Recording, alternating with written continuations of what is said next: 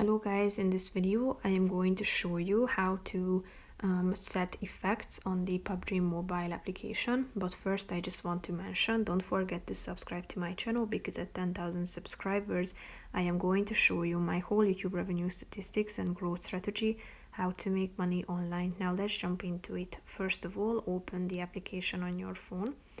Then you should tap on the this button down below in the right side corner of the screen. Click on settings at the top, then tap on graphics and audio in the left side column, which is the third option.